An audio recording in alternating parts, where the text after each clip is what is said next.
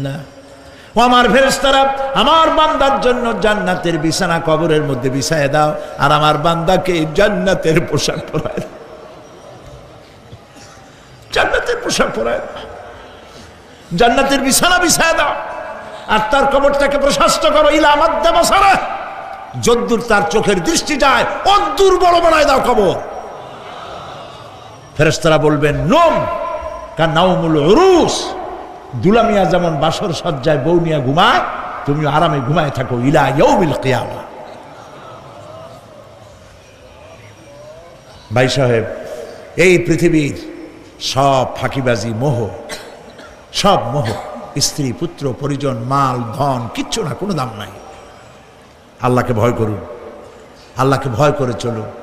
ভয় তো করতে পারলাম না। এত বড় একটা রমজান মাস চলে গেল,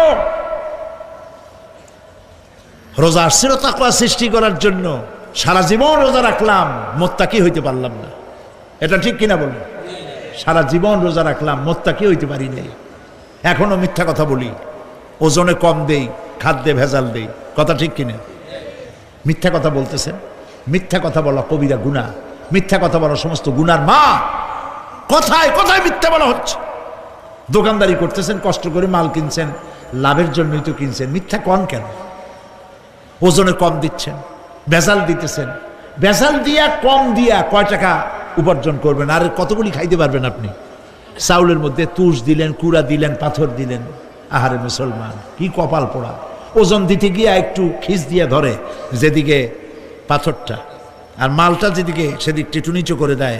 যে কেনে সে মনে করে মাশাআল্লাহ, লোকটা তো খুব ভালো, আমার তো বেশি দিছে। কিন্তু বাড়ি যায় দেখবেন আপনারা 14 গ্রাম কম দিছে। ও 14 গ্রাম তো জায়গায় না, এখন তো গ্রাম বলে। আগে তো আমরা ছটাক মটক বলছি, এখন গ্রাম বলে সুবিধার জন্য। এগুলি কি আমি বানায় বলতেছি না? কথা ঠিক। লাভটা কি? কি লাভ?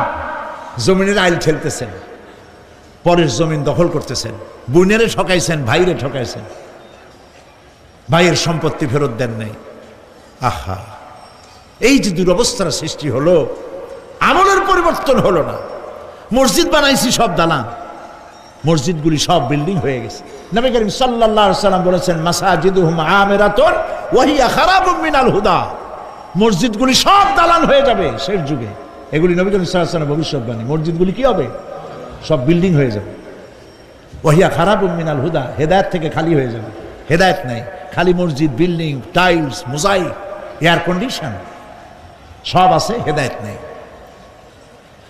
কবি বলতেছেন मस्जिद तो बना ली है शब भर में ईमान की हरारत वालों ने, मन पुराना पापी रहा बरसों में नमाजी बनना सिखा। মন চাইছে তাড়াতাড়ি করে মসজিদ একটা বানাই ফেলাইছে, কিন্তু বছর বছর নামাজ পড়লো, মন সেই পুরানা পাপী রয়ে গেছে, সেই পাপ থেকে সে বাঁচতে পারে নাই। এই জন্য বিশ্ব কবি আকবাল বলেন মসজিদ মে মরসিয়া খাহে কে নমাজি ন রহি, মসজিদ মে মরসিয়া খাহে কে নমাজি ন রহি, याने वो साहिबे औसाफ हिजाजी न रही। মসজিদ আটকানতেছে, আমার সেই নামাজি কই? যেই নামাজিরা যখন নামাজ পড়তো পাখি এসে মাথার উপরে বসতো, পাখিতে বুঝতে পারতো না যেটা মানুষ না গাছ। সুবহানাল্লাহ। আর এখন ইমাম যদি নামাজ পড়তে আত্মাহিত পড়তে দেরি করে, ধীরে ধীরে পড়তেছে, পিছন থেকে সিগন্যাল মারা শুরু করে, বেয়াদব।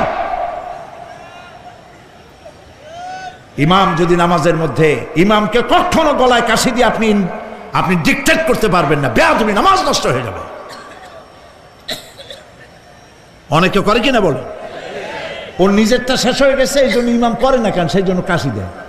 এটা ফাজলামি করার জায়গা নয়। প্রিয় ভাই সব, সুতরাং আমল যদি ভালো না হয়, মসজিদ সুন্দর বানায় লাভ হবে না। আমল যদি ভালো না হয়, সুন্দর জামা টুপি পরে কোনো লাভ হবে না। শরীরে হয়েছে ক্যান্সার আর মাথায় মাখতেছে লক্ষ্মী বিলাসের তেল, লাভ আছে? বলেন লাভ আছে? কোনো লাভ নাই। আমল পরিবর্তন, মিথ্যা ছাড়তে হবে। মিথ্যা ছাড়তে হবে। ওয়াদা করতে পারবেন যে মিথ্যা আর বলবো না? পারবেন? ওজনে কম দেব না, ওয়াদা করতে পারবেন? জমিনের আইল ঠেলবো না, পরের হক নষ্ট করবো না, অহংকার করবো না, পারবেন? তাহলে জান্নাতের রাস্তা ক্লিয়ার হবে, নইলে ক্লিয়ার হবে না। ওয়াদা করি, বলেন ইয়া আল্লাহ। দুই হাত উঁচু করেন, বলেন ইয়া আল্লাহ, তোমার পবিত্র নামে কসম করি, ওয়াদা করি, যতদিন পর্যন্ত মালাকুল মউত আমার মাথার কাছে না আসতেছে, ফরজ নামাজ, ফরজ রোজা ছেড়ে দেব না।